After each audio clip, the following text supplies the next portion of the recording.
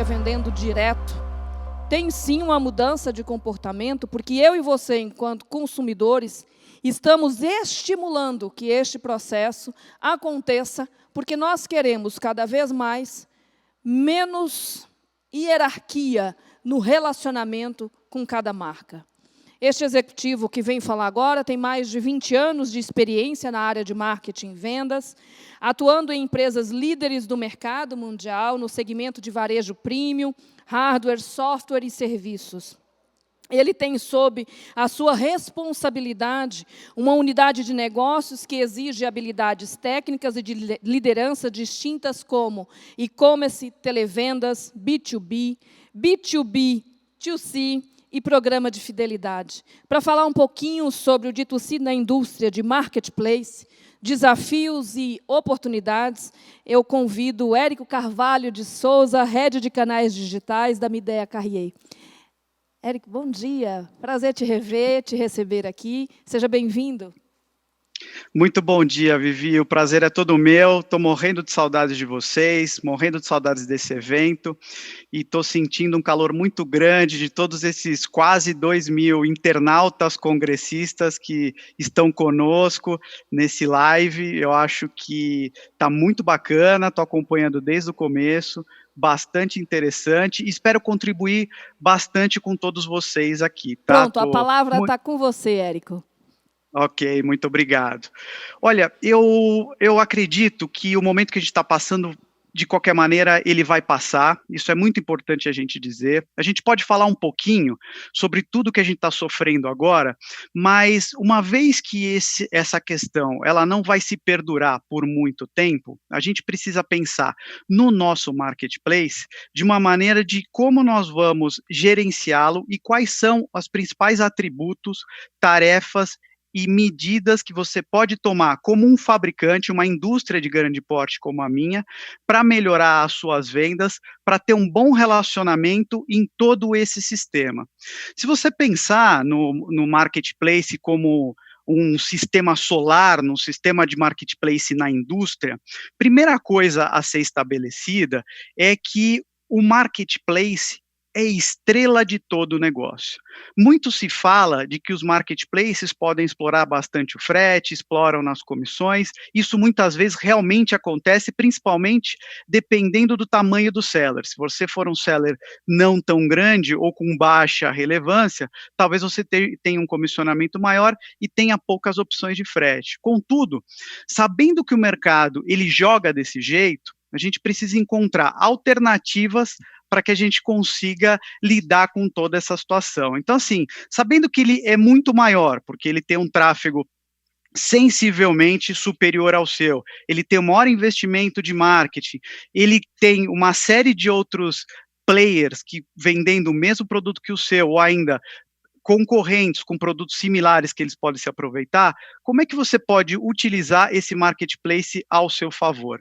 Então, dentro desse sistema, existem alguns pontos que são importantes, que eu vou comentar aqui, e alguns eu vou me aprofundar um pouquinho nesse espaço de tempo, para a gente poder bater esse papo e talvez lá em outubro, no próximo evento, a gente falar com mais calma de cada um deles.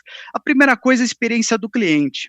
E muito se viu aqui de falar sobre experiência do cliente, sobre do ponto de vista de entrega, de logística, de produto. Isso é importante e muitíssimo importante. Mas o ponto que eu queria abordar, além desse aqui, é o que nós estamos falando de experiência do produto online, que é super importante de uma foto bem produzida, a um vídeo que ensina as características daquele seu produto. Isso, evidentemente, depende da complexidade do tipo de produto que você vende, mas mesmo ainda que ele não tenha tanta complexidade, se você está no mercado de moda, as fotos são algo super importante. Se você está no mercado de eletrodomésticos, por exemplo, e está lançando uma característica nova daquele produto para o consumidor poder adquirir, você precisa fazer essa explicação, seja você líder de mercado ou não, para que ele consiga contextualizar na sua própria vida.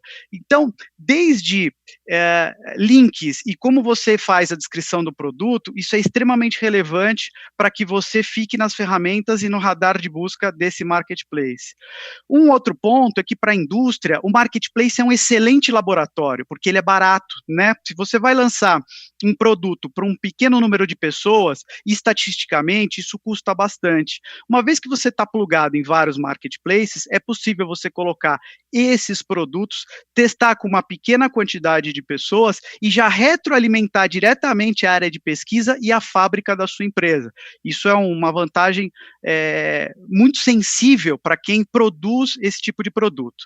Servitização, daria uma palestra aqui de praticamente 2 horas para a gente falar sobre isso, porque a indústria passa a oferecer serviços para o consumidor, não é mais só suficiente vender o bem durável, vender o produto, mas você precisa atrelar o serviço àquele produto, seja do purificador de água que você vende um serviço, você não vende mais o purificador, você vende o serviço da água limpa, seja de um ar-condicionado que você vende a climatização e todo aquele projeto para a casa do cliente, né, que é uma tendência muito forte.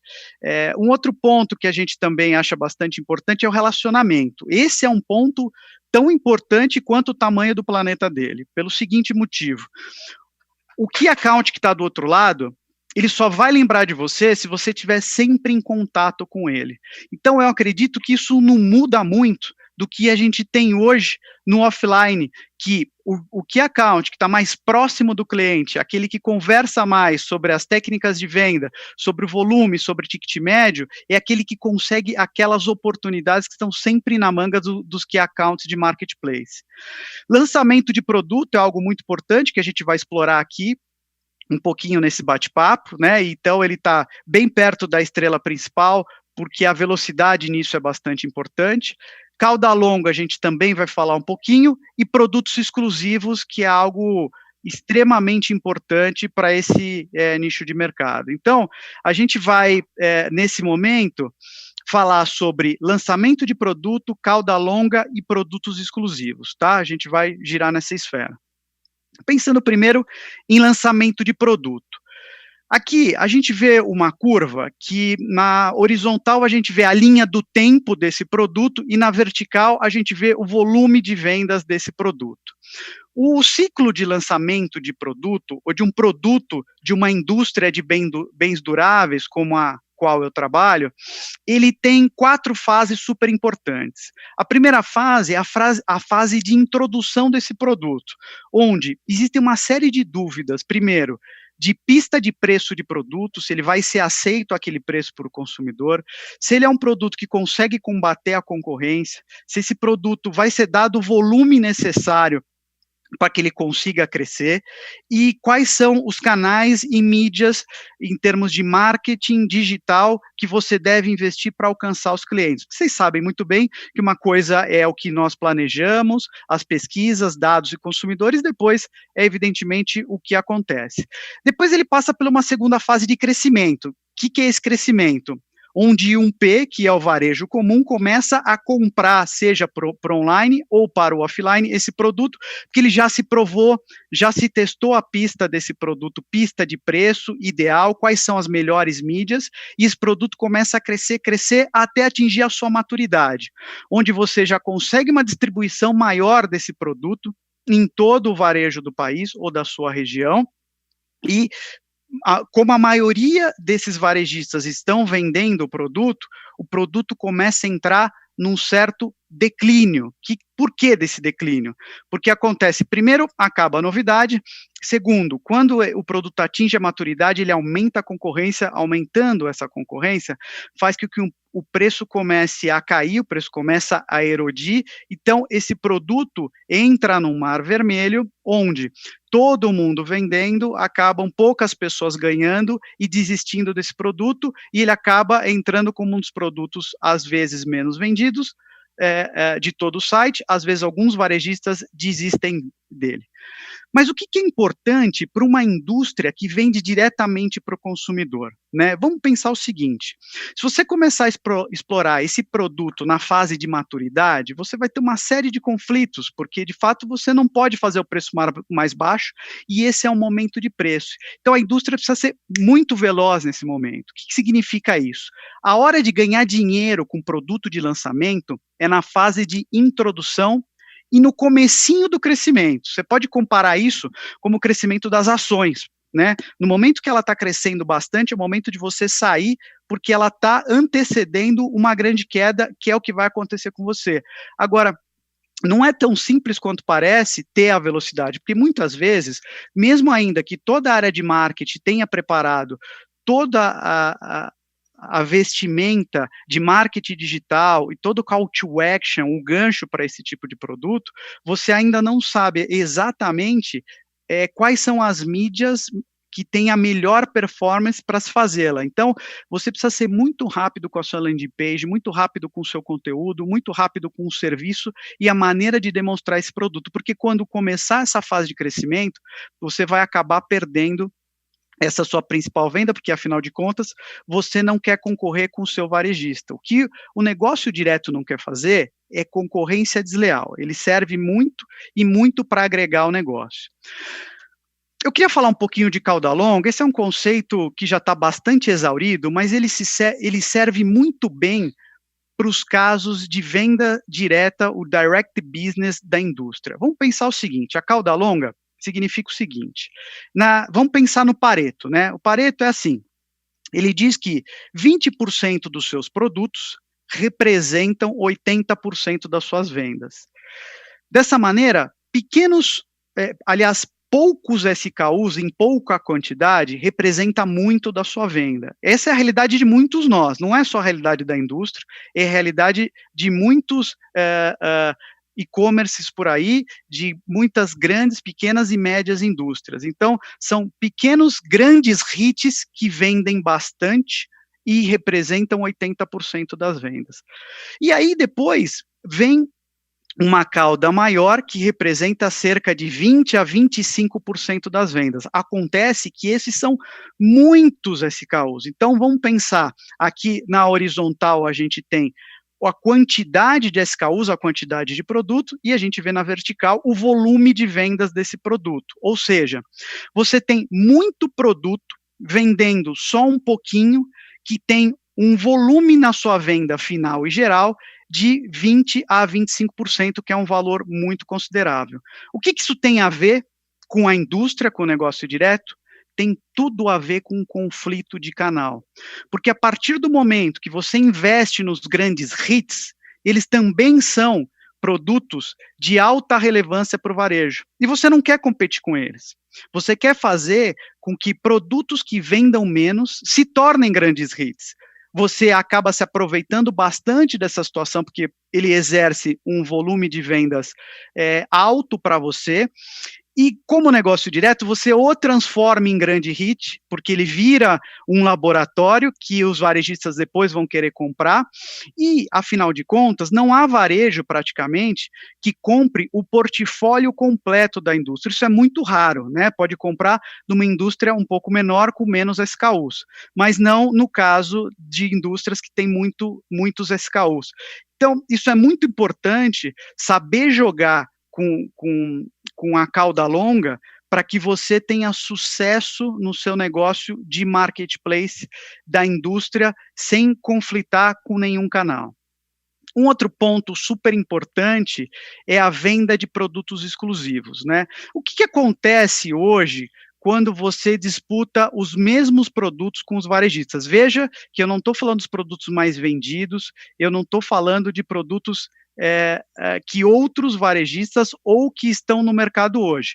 São produtos completamente diferentes, ou ainda, às vezes, apenas uma cor diferente. Se você estiver falando de um eletrodoméstico como um aspirador, o seu produto, por exemplo, ele pode ter uma cor diferente vendendo no seu canal.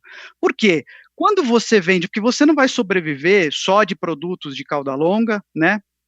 Você não vai sobreviver somente dessas técnicas. Tem que pensar que produtos iguais tem uma maior concorrência, e essa maior concorrência acaba atingindo uma guerra de preço muito grande, independentemente do conflito de canal, e faz com que o crescimento desse canal direto seja muito diminuído, sem falar que a lucratividade cai e cai muito.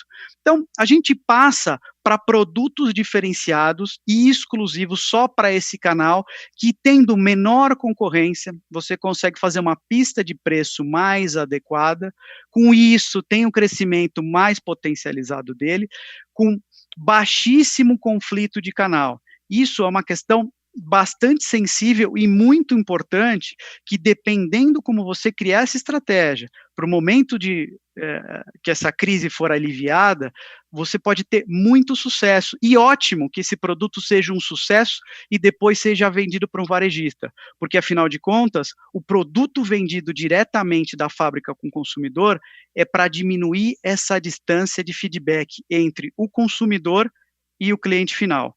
Né, porque você consegue alimentar o pessoal da fábrica, você consegue alimentar toda a equipe de pesquisa da sua empresa.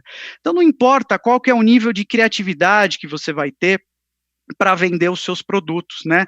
Você pode vender produtos completamente diferentes do seu portfólio hoje, porque sei que empresas que vendem produtos duráveis vão ter que ser muito criativas. Hoje, vocês observem, o que eu tenho visto na televisão é que a grande maioria dos grandes varejistas tem colocado frete grátis para todos os casos, né?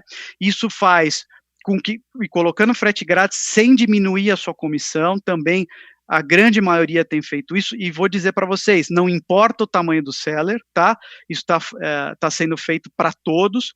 Então, você vai ter que usar muito da sua criatividade de oferecer um serviço diferenciado ou algo atrelado ao seu produto, ou talvez aumentar o seu portfólio para que nessa situação de crise você consiga passá-la sem grandes problemas, ou até talvez sangrar um pouquinho em termos de comissionamento, para que você pegue aquele produto, tenha uma margem um pouquinho mais alta e faça com que este produto supra essa diferença de frete grátis, que talvez possa ser por uma região, não por país inteiro. Seu estoque está em São Paulo, está no Sudeste, você não precisa abrir para o Norte e Nordeste, que é tão caro, né? E a criatividade não tem limite, você pode vender praticamente qualquer coisa hoje pela internet, né? Desde que ela seja legal.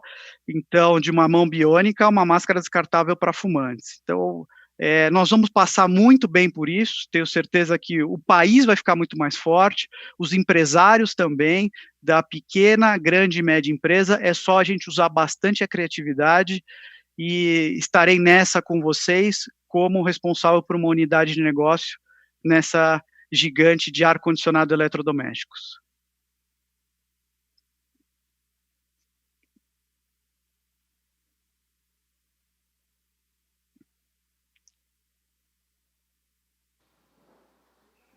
Só um momento, Érico. Acho que bom. o teu... Eu posso continuar, eu posso continuar falando, pode. Tá? Não tem problema. Eu falo bastante. Pronto, ficamos sem som. Eu que, na verdade, preciso me controlar, porque eu falo tanto, eu passo facilmente do meu tempo aqui. Não, estamos dentro do tempo. Inclusive, eu tenho já algumas perguntas do chat para você, Érico. Primeiro, muito obrigada pela tua fala e o conteúdo. Muitas das perguntas que estão no chat, você respondeu ao longo da apresentação, mas muitos aqui, depois que eu disse que tu era um jovem de 20 anos aí de experiência, eles querem algumas perguntas mais por tudo que você já passou e já viveu, e trazendo um pouco para esse contexto onde todos nós estamos inseridos. Então, vamos lá. Quais as principais dificuldades, Érico, que você está sentindo neste momento, e o que mudou, por exemplo, nas ações que você tinha com os marketplaces nesse momento do coronavírus? Mudou bastante, pessoal, e vou dizer o porquê. Uma vez que a gente faz um bem durável, que não é um bem de primeira necessidade, eu vendo ar-condicionado, né? Eu vendo eletrodomésticos. Eletrodomésticos é um pouco diferente, mas vamos falar da categoria de ar-condicionado. É uma categoria de um preço médio de mais de R$1.000, quando você fala de ar-condicionado split até um janela. Então, o que mudou é a minha abordagem. O que eu percebo que as pessoas têm um grande receio de ficarem desempregadas nos próximos meses, e isso faz com que elas consumam somente o necessário. Então, a gente viu quais são os marketplaces ou os sellers que vão crescer muito, e outros que estão diminuindo bastante, que são justamente desse nicho que eu estou falando, por exemplo, de ar-condicionado. Então, o que eu tenho buscado é um serviço para o cliente final dentro da sua casa. Hoje você está fazendo home office e provavelmente você nunca pensou no ar-condicionado, está passando calor, está abafado, num ar-condicionado onde eu possa fazer a instalação e esse ar-condicionado filtrar 99% dos vírus e bactérias e fazer toda a higienização do ar da sua casa. Então, tem uma série de serviços que podem estar atrelados diretamente a esse ar-condicionado, e sem falar que se a gente for diretamente ao preço do ar-condicionado, em vez de pagar em 2, 3 vezes o boleto, a pessoa pode dividir em até 12 vezes esse ar-condicionado, ou pode, inclusive, adiar esse pagamento de ar-condicionado para depois. Então, mudou muito, não só para a minha indústria, mas para muitas indústrias que seguem esse caminho. Então, o nosso caminho é, primeiro, vamos facilitar a compra desse consumidor. No marketplace, há muito contragosto meu, já estou abrindo mão de frete grátis, tá? A conta não fecha, mas estou abrindo mão em alguns casos, dividindo, e muitas vezes, esse produto e tentando fazer essa parte de instalação da maneira mais segura possível para o consumidor, porque a gente sabe o quanto é sensível uma pessoa entrar na sua casa nesse momento. É verdade, Érico. Uma pergunta próxima, obrigada pela resposta. Pergunta do André Reis. Como manter o relacionamento próximo do cliente final que compra através do marketplace, uma vez que a fábrica somente recebe os dados para a emissão da nota fiscal do produto? O que a gente costuma fazer, e só recebe os dados da nota fiscal e absolutamente nada, né? Você não sabe a idade desse cliente, até os metadados que você poderia saber, você não tem desse cliente. Mas o que acontece? Muitas vezes, o que a gente faz é um folder para encaminhar nessa primeira compra do cliente, onde a gente coloca toda a linha de produtos que a gente vende, a gente conta um pouquinho a história da nossa empresa, porque nem todos conhecem a junção da joint venture e Midea Carrier, 2 gigantes, um de ar-condicionado, um de eletrodomésticos, um americano e um outro chinês. Lembrem-se, eu sou uma empresa chinesa, de fato, porque nessa joint venture 51% é da Midea, então eu sou o produtor de muitas outras marcas que vocês estão acostumados a ouvir por aí.